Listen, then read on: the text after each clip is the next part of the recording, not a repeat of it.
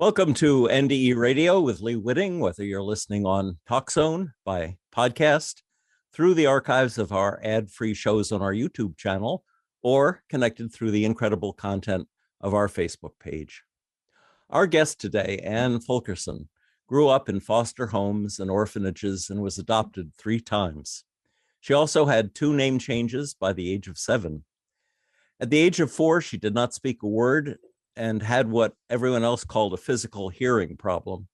Because of those symptoms, the doctors misdiagnosed her as mentally retarded and deaf. She had surgeries on her ears throughout her young life to correct her physical hearing problem. But due to the drama going on around her, she chose to shut down emotionally as early as age 1. She had no way of relating to the outside world. To this day, Anne believes the hearing loss was due to not wanting to hear anyone around her. It became a choice to survive and to block out the noise of the outside world. She was endlessly bullied in school, and by the age of 14, she put a gun to her head and was ready to commit suicide. But she was stopped by a mysterious voice. Anne describes the voice as having the quality of a gentle, clear telephone connection radiating from somewhere within her or beyond the bedroom wall. The voice spoke with great conviction. Not today. Today is not your day. I have big plans for you. Anne is the author of the book, The Voice That Matters, The Voice of the Soul, written under the name of Anne Marie Bartolovi. Anne, welcome to NDE Radio. Thank you. It's a blessing to be here. It's a blessing to have you. And you write that God had other plans for you that day, but later wrote that you began having a relationship with the voice. So tell us about the voice and how that relationship developed. Well, after that experience, the voice seemed to be with me, and I was aware of it. I was aware, curiously, that I could ask a question and I would get an answer, but it would come with like a knowing, intuitive knowing, I would say. It felt like the answer, or it might come in a vision or just a feeling. Or I could just sit with a pen and a paper and ask a question, and I would say, I would have a problem, whatever it might be, and I would ask the question and the answer would just come out. It wasn't my mind thinking about it. There was a peace and an openness, a curiosity that just came through with it. I think you're right that it came to you through whispers, feelings, symbols, and visions. Yes. I thought that was interesting. What sort of visions do you remember? It might just be a vision of me riding a bike or whatever the question might be. Like, what would I like to do? I started playing with the voice and getting curious. More curiosity became there. So it was just like what I would see little young kids playing and having fun. I just got curious with it and began to have fun with it. And you also wrote, "The voice was me. My soul was communicating to me." When did you figure that out? It was a process. I knew at that early age what everybody was talking about God. I never understood what God was, but I knew that was God, but I just wasn't sure what God was and how to describe what God was. Yeah. But what I was taught God was, that wasn't my experience. But I knew that this voice knew me intimately. Yeah. And I just had a feeling that it was God. Well, now what I didn't understand at that point was it was also me. It was the I am of me. Yes.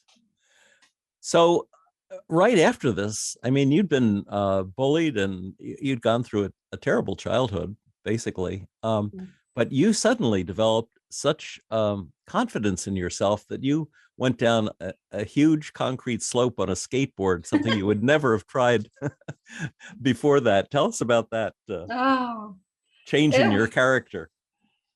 Well, when I put the gun down, I made a deal. Well, when I heard the voice, I literally made a deal with the voice because I was so shocked that the voice wasn't Anne. And I knew that. It wasn't Anne that was going to kill herself, the Anne that was suffering and struggling in life, that I just didn't want to get another day older. That wasn't the voice I heard.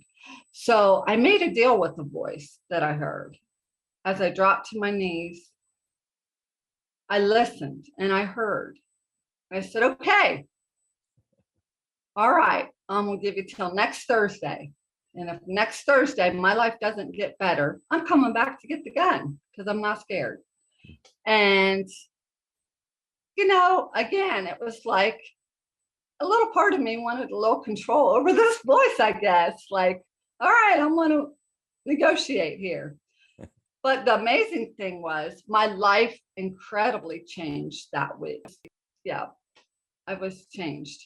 And so curiosity continued, and I stayed connected. Usually when I just wanted or needed something, or I got myself into a problem.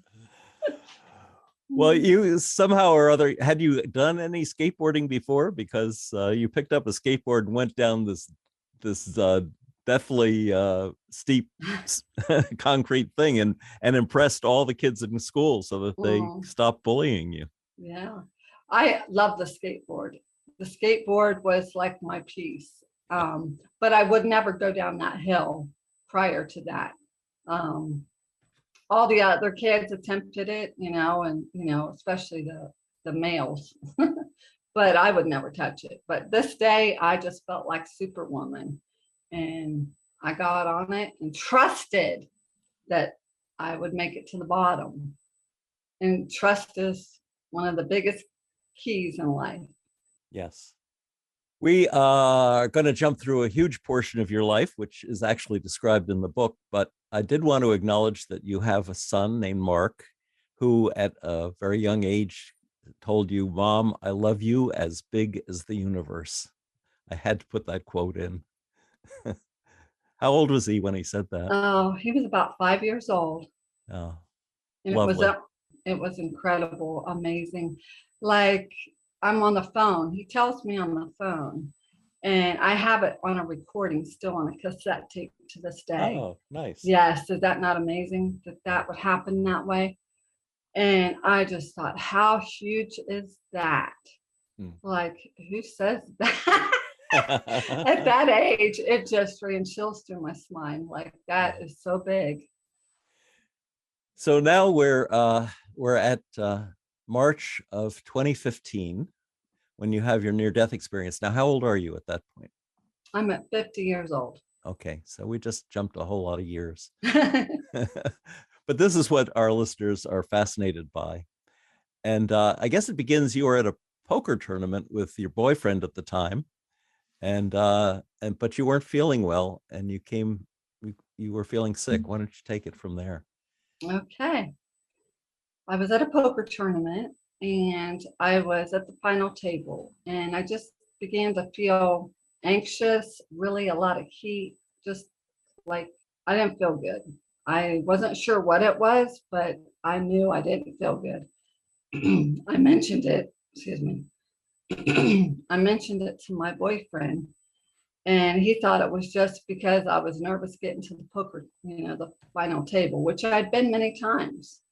So also I got a text from my girlfriend who said that there was a new law out, and I don't watch TV or the news, and she does, that said that there was a new law stating that anybody adopted around 65 until the present time, where my adoption was a closed adoption. So locked, sealed, I couldn't get into anything. My health records, my biological family name, or anything. So at this time, anybody that was still alive was required to go and register at the state so that I could find them if I wanted to. but they had to register. That was the new law that came into place, 2015. She briefly texted that night, and I went home from the poker tournament, went to bed, and I had the most vivid dream. I woke up in this dream that was so vivid and real, as if I was there. It was so intense. And it was Jesus getting crucified on the cross. And the Romans were sticking a huge railroad nail that was so big and wide, crossing his legs and pounding it through his legs and his arms. And I was so horrified. And I woke up screaming, grief stricken. I was just horrified and shocked at how other humans can do this to each other. It broke my heart. I cried hysterically. I could not believe, we've heard this story, but I was there, and it was so shocking. I've had dreams before, but this was like I was there. Mm. And so I get up. A couple hours later, my girlfriend knocks on the door, and she has this little article, and she goes and lays it on my table. And we usually have coffee in the morning, not every morning, but so this morning she lays it on the table. I don't read it. I'm just, getting our coffee. I happen to sit down, and we start talking about my childhood. And then I start having these chest pains, and my heart is hurting, and it feels so contracted. And it goes on for a little while, and all of a sudden I can't breathe. I'm dizzy. I'm getting cold. I tell her I have to go lay down on the ground because I just don't feel good. And she was a nurse's assistant. So she'd worked for a nurse's assistant place. So I had never really experienced anything, what I was going through. So at this time, she decides she's going to go up in my bedroom and get some pillows. And I was shivering. And so she went and got a heating blanket. I laid down in the middle of the room, and my arms, I noticed, were surrendered, just like Jesus in the dream. Mm. I was surrendered. I was in a surrender position with my legs up. And as everything started to unfold, I was cold as ice. I couldn't get warm. And the pain is intense, and it just feels like this truck is sitting on my chest. I can't really breathe. I'm losing consciousness. I'm going in and out of this waves of bliss and peace are just washing over me. And like, it seems like it's simultaneously, I'm coming back into the pain, and I'm aware of my environment, but yet I'm aware of inside and outside, and everything's happening. I can tell my girlfriend's frantic, and she's getting ready to call the paramedics. At the same time, I'm surrendered on the ground, on my floor, and the bliss and the peace is washing over me. I'm in pain. She's frantic. This is all going on at the same time. And I hear a voice say, lay there and take it. And I realized I better lay there and take it because something is happening. And I'm not sure what it is, but I better lay here and surrender and take it. So that's what I did. Meanwhile, this is all happening very quickly too. Meanwhile, I realized I have to get my girlfriend on board with me. And I have to get her to understand that I don't want anybody here, because whatever's happening, I really feel like it needs to just unfold organically without, I just didn't want anybody else in the room with me. Something big was happening. And so I went to go grab the phone from her, and I realized I was paralyzed at this point and I couldn't move. At this point, I freak out and I say, oh my God, I can't move. And I asked her if she would not call the squad. And she looked at me. I said, if this was my last wish, being my friend, can you understand? That's what I'm asking. Can you understand that we don't understand what's going on right now? And can you just not call? And she wouldn't look at me. So as the bliss and the peace is washing over me, I hear her tell me that she's calling my boyfriend. At this point, I'm out of my body. And she puts the phone on my shoulder so that when she calls, I can either hear or whatever, listen. And at some time I could listen and hear as it would go. She's upset because at the time I didn't know it was because her father had died of a heart attack in her arms. Now looking back at it, I understand, but she was frantic. And she said she had to go home, get her blood pressure medicine. And I suppose the only thing she figured she could do was just to let me go. And she left my apartment. And sometime, probably either before she left, as she left, I don't know, but it went black. And I started seeing all these shadows and these this dancing energy and this movement, and these shadows would appear. And then I could sense there was like a shadow of a little girl. And this energy was showing me that I had hurt this little girl. I caused her pain. And I felt this hurt and pain so intensely, as if it was my own. But this energy was going back and forth between showing me, it was just circulating back and forth, back and forth. This energy was going. And it was just showing me that I was receiving this hurt and pain. It's what I was giving. And that one of us could change it. And when I got that, the energy started moving again. But it immersed me in this blackness. And it brought me into this place of this I am, this one-pointed awareness. It was so intense.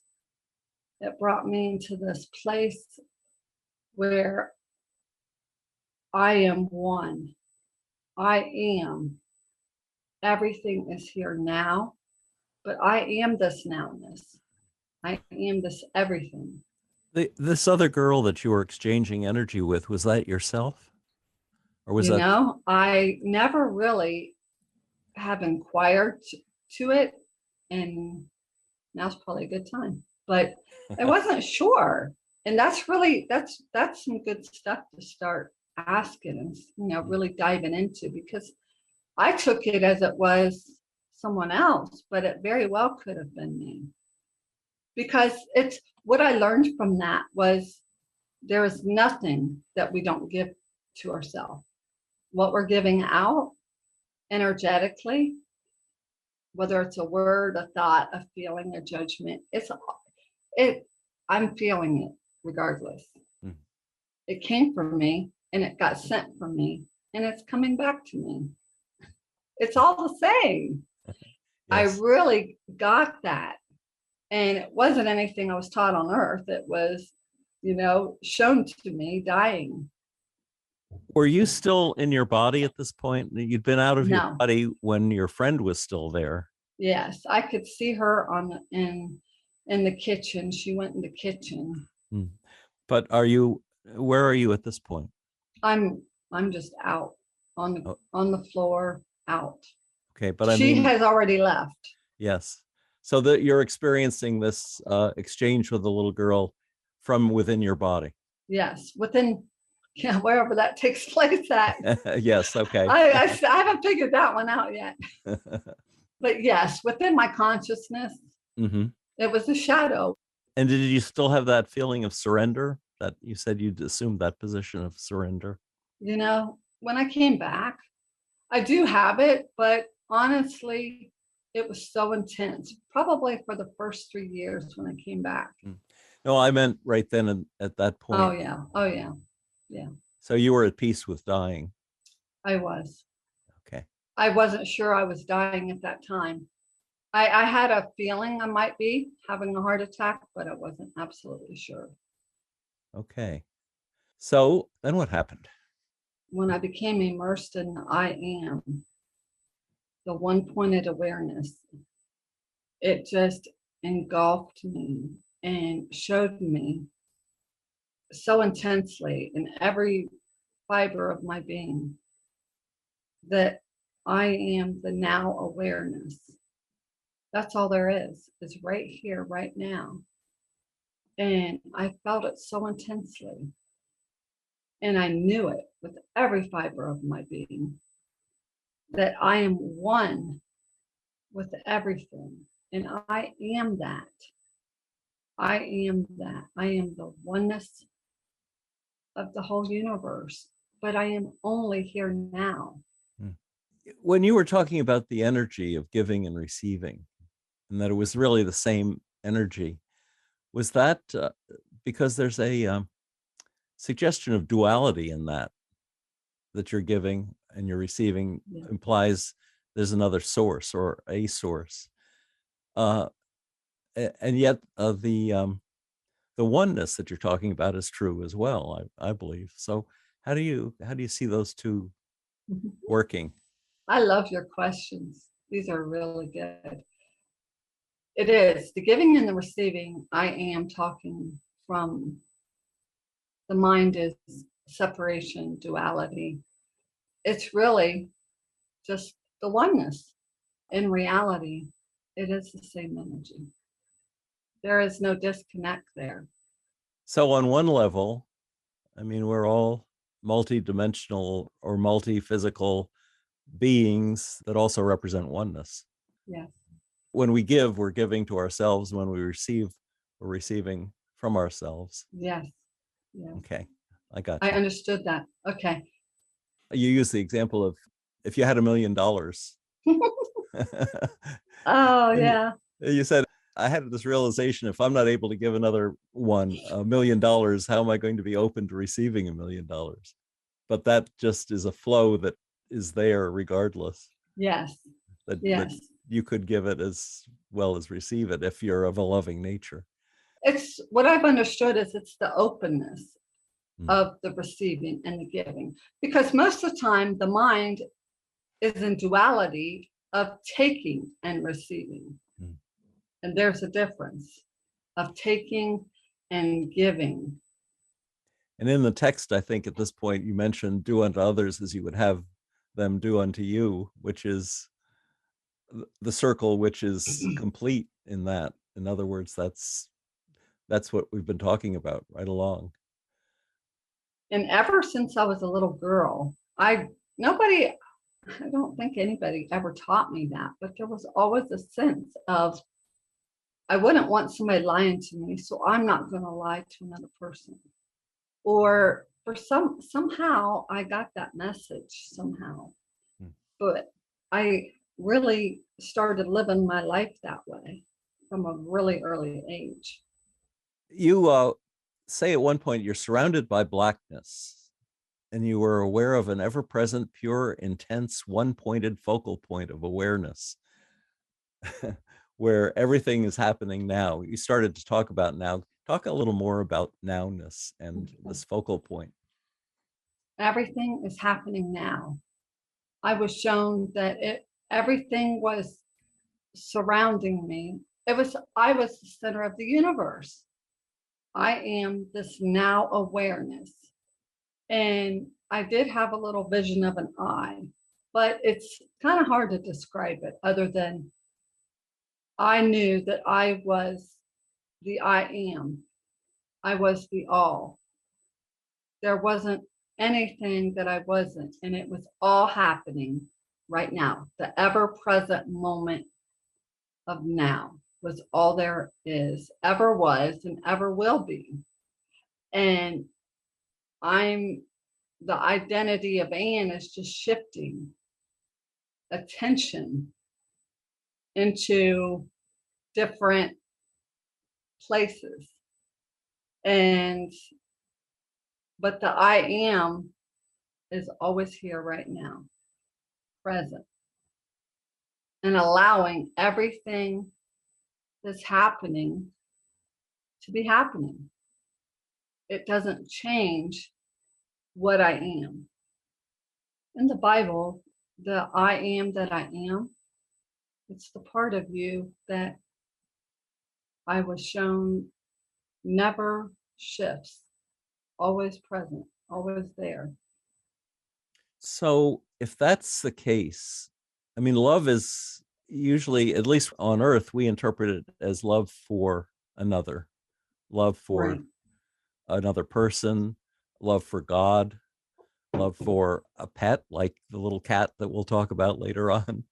And yet, if they're all the same I am or isness, I don't have any answer. If we are misunderstanding the nature of love, if it's just a deep caring for another aspect of ourselves. Yeah. The love that I talk of is, and I'll get into a little bit later, what I was shown is not the emotion love, which is what humans describe. Like when I say I love my cat or I love my husband, that's an emotional love. But the very substance of the universe, what people call God, is love. And in the Bible, there are many verses. God is love. Peace be still, and know that I am God. Ye are gods. Many more. So God is love. Yeah, I guess the question I'm thinking of, if God is love, was it mandatory for God to make the creation, to make otherness, so that that love could be completely expressed? Well, this is going to go into a deep conversation here. Well, this takes us back to Adam and Eve, actually. What did Adam do? Well, Adam was created to be a gardener.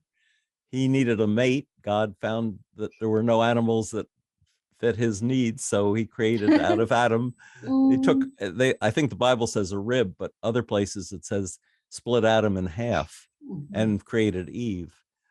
And so that was, we assume there was a love there, and they came out of the same thing. So that was a love for Adam, was loving another part of himself as was Eve. But the fall from the garden was they wanted to make it better. They wanted to find something better. So the mind, which is built on duality and separation from God, and that's the fall. Now, at one point, you had, as the I am, you had a sense that you were the universe. Yes. But that you were at one point. Yes. And everything flowed around this one point. Yes. And you say this one point being my awareness, which I thought was a very interesting observation. Yes. We are the observers. The I am is the observer. And it was perfect. It was perfect. Created in the perfect image of God. It was everything that existed was perfection. And there was no lacking. I'm glad you're guiding me along here because there was so much to my near death. So there was no lacking. There was only perfection. And I knew this intimately. I felt it. It was so intense. I have everything. I had everything. There was nothing to want. There was nothing that I didn't have. It was so clear to me. I have everything. I was this perfection. I am this perfection. Everyone is. And I knew it. You also said, I became aware of what we call miracles are just manifestations within this place of awareness beyond the conditioned mind. What do you mean by that?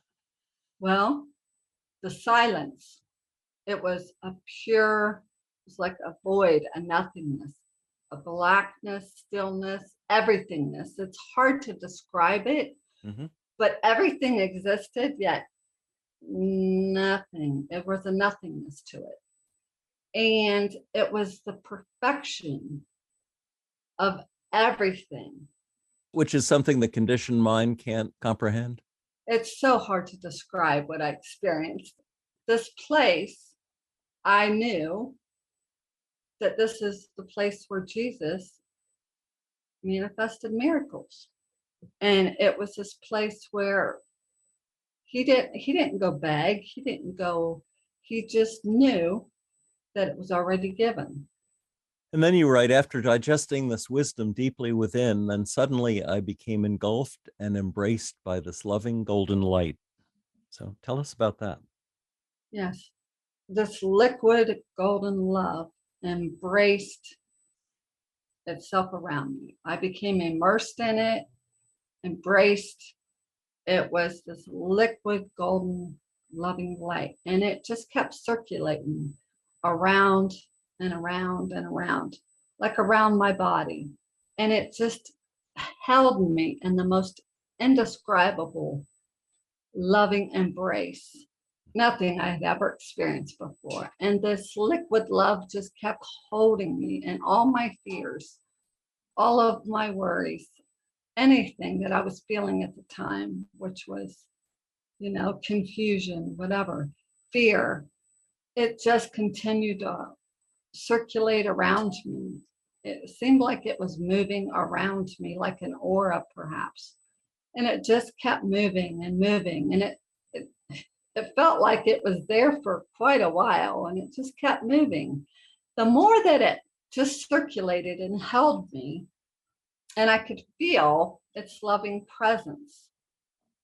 It was so intense. I could feel it. And so again, I got curious with it. Is this God? Yes. This is you. This is light. This is love. It just kept circulating round and round and holding me. It was holding me in this space. And the more curious I got, it felt like it knew me intimately. And that's where I asked, is this God? Yes. It's just holding me. And it just feels like the best way I could describe it is somebody holding you that totally accepts you as you are and loves you. It's the most intense love. It's holding you just as you are. And it was such an intimate embrace. And the more that I got curious with it, I observed it knew me intimately. And it knew that I needed to be held like that. And it just continued. And it just kept continuing to swirl around me and holding me in this liquid, I call it golden liquid light love.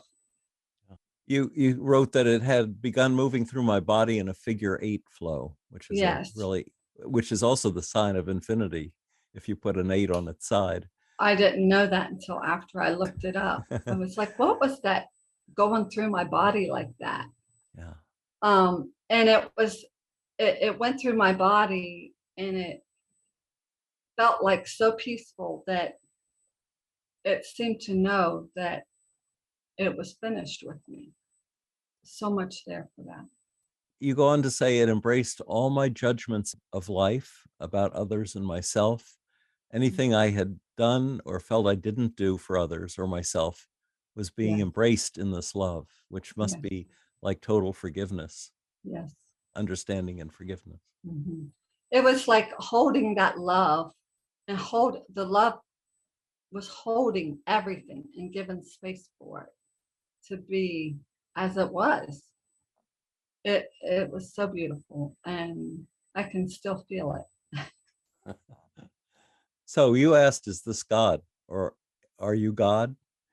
And the voice said, yes, that's you, God, love, light. So these are all, I take it to mean that all are one and the same. All the same. You, We God, use, love and light. yes, we do. We use different words as humans for the same thing. And you quote, return to the Father's house, seek ye first the kingdom of heaven, and all things shall be given to you. Love is the greatest of all. Out of the mouth the heart speaks. Love casteth out all fear. And you said at that point, I had a deep inner knowing I was being shown what to do for myself and others. So is this something that you feel you've carried into your life after this experience? Yes, definitely. I feel that's why I came back. And I can share a little bit more of that after the last wisdom. We'll just call it that. But yes, I Okay. feel like I've come back to I had come back to help myself, but now there is no separation. So when I help So, myself, I'm helping everyone around me. yes. You also said as the messages were downloading within me, so you were getting knowledge as well as this understanding, or maybe I guess it would be one and the same. Yeah. You say I would get it and deeper wisdom would continue to unfold. Yes. So you're looking deeper into this meaning. Yeah, I had written some of this. I went back like 2 or 3 years afterwards, because I would get these downloads, and it was just like somebody was downloading something through me.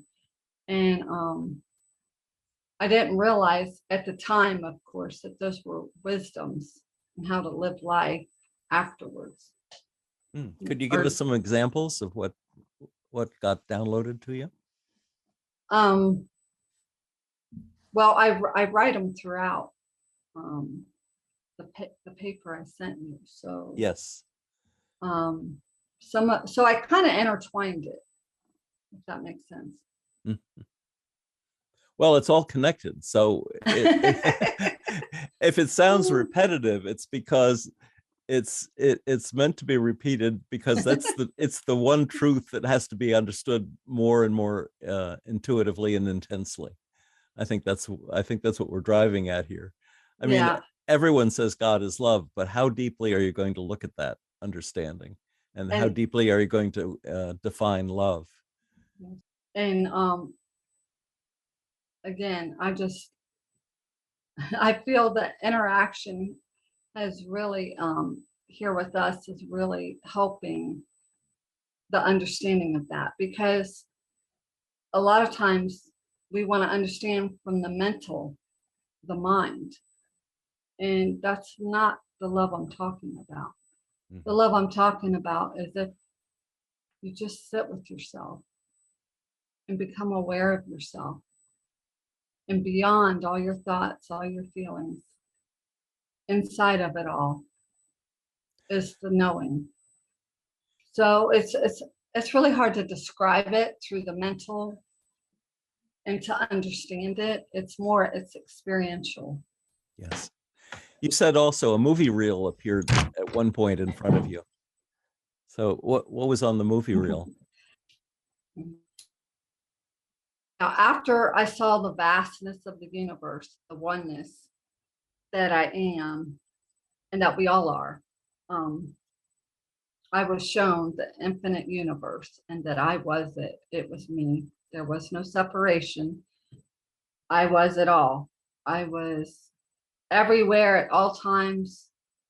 Now, the mind can't understand that, but I experienced it I felt it. I knew it. And then after I experienced this, the energy would always move, and I would be shown shadows, and I could interact and have a relationship almost with whatever was happening. So the energy, if it was showing me shadows, dancing, I would get curious about it. And so after I was shown the infinite expansive universe that I am, I became a movie reel appeared in front of me. And these shadows were dancing. And it was entertaining. I was like, what is this? And boom, a movie reel of like a freeze frame. And it was shadows of what appeared to be a woman with a little baby on her hip and a man. So again, they were shadows. So I couldn't make out who they were, but I had a knowing of who they were. And the baby was me at 6 months old. And it seemed to be the woman was my mother, biological. And the man seemed to be from Children's Services. And there were loud crying. There were people screaming, no, no, no. And as I heard this, I'm just curious about it all. And I hear this loud no and the screaming. And all of a sudden I have this revelation that I've been screaming no my whole entire life. Like my whole life has been a one big no. I never liked any of my life, how any of it happened. I judged it, hated it. I wanted it to be different. I wished it was other than what it was. And I had this revelation. I've been screaming no my whole entire life. And I've been doing this. I wonder if I would have said yes to my whole life, if my life would have been different.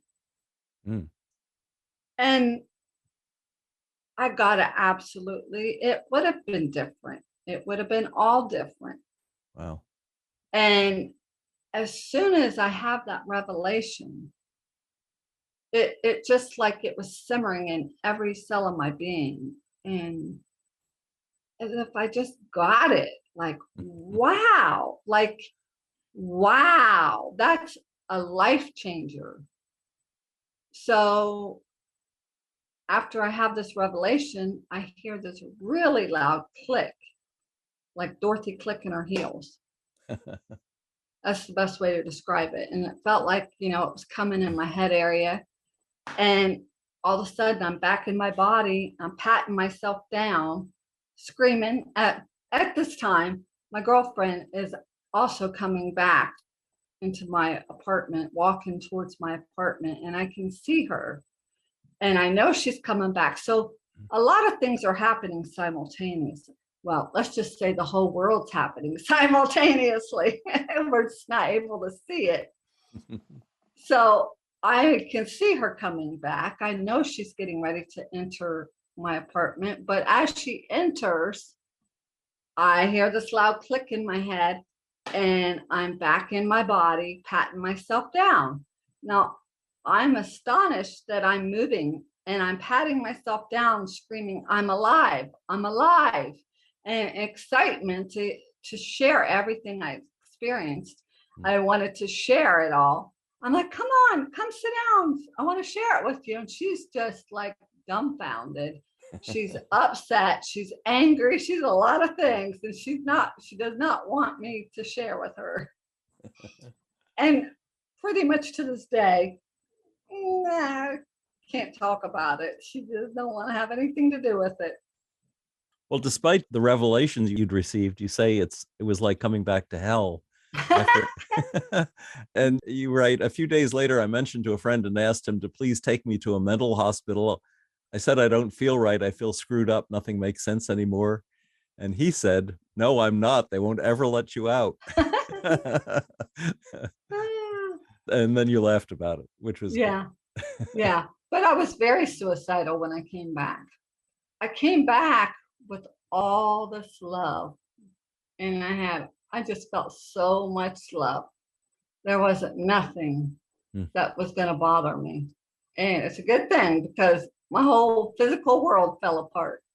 Yeah, you said your fiance left you. You had no car, no job, no money, and you had to live with a friend. Yeah, I was homeless. I couldn't pay my rent. I couldn't even walk across the room. It took me several months to get back to being healthy. Wow. Yeah, Yeah. you say I felt like I'd lost my mind. Oh, yeah. Which Now, I had. tell us about your 20-year-old cat, what that was about. Oh, boy. He came after I came back. I noticed that just out of the blue, he started not eating. He was withering away. His kidneys were shutting down. He wasn't drinking. He wasn't eating. I was doing everything I could to feed him and keep him alive. And just one day, I was sitting looking at him, and I just basically surrendered him.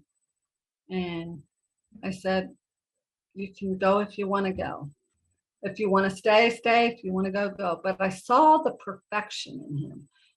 And again, this is a hard thing to describe because it's a word, and I'm trying to describe this feeling of perfection. It was so this feeling of perfection, I could still experience it after coming back. So I literally just placed him in this perfection that I experienced. Now, this is where it gets a little mind-boggling. I was feeding him through a syringe, but that night he was eating on his own. He came back to life. It was as if, what was happening? Was I projecting this?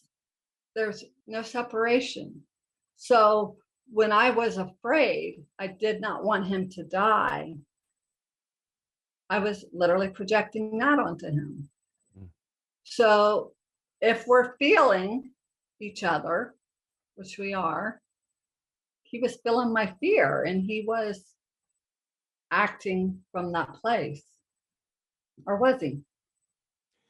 Well, you write, I chose to see his perfection through his seemingly imperfection in that moment.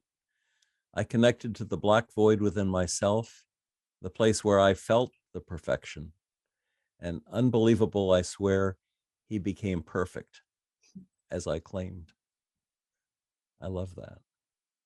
That caused a little problem for me because the identity of Anne Yes.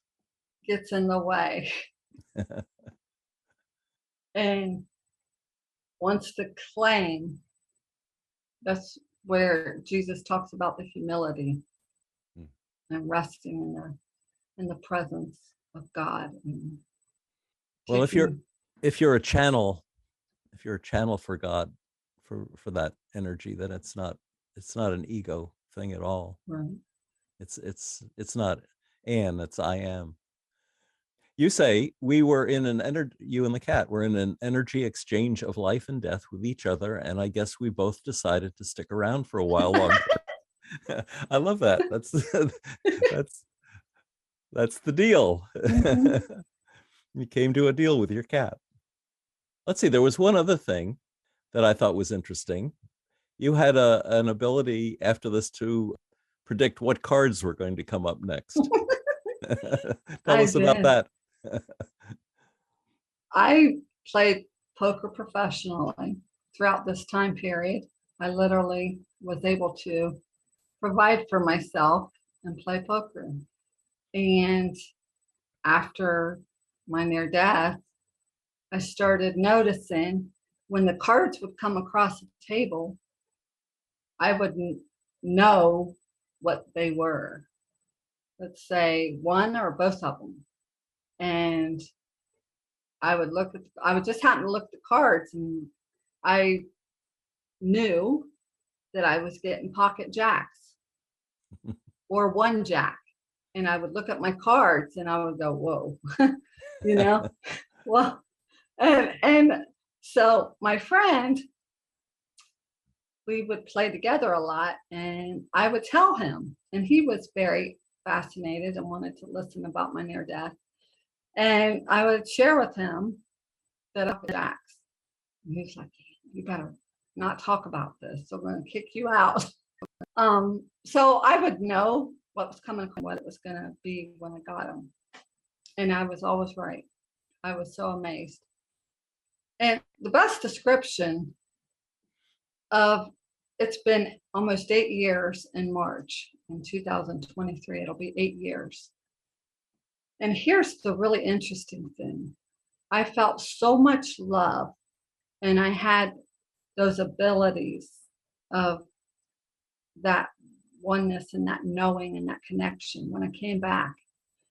And then what I started to notice after 3 or 4 years was, I was like, where's the love's like disappearing? Where's it going? You know?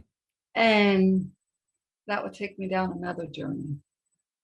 You wrote, when the time comes, we all will be faced with opening our hearts and living from our hearts instead of our heads. And I believe that is our individual and global journey. We are just about out of time, Anne. I'd love to I'd love to go on with this, but perhaps you could tell folks, if they wanted to get your book, how they could do that. Well, at the moment, if anyone's interested in it, Overall Body at yahoo.com, I'll send you a copy.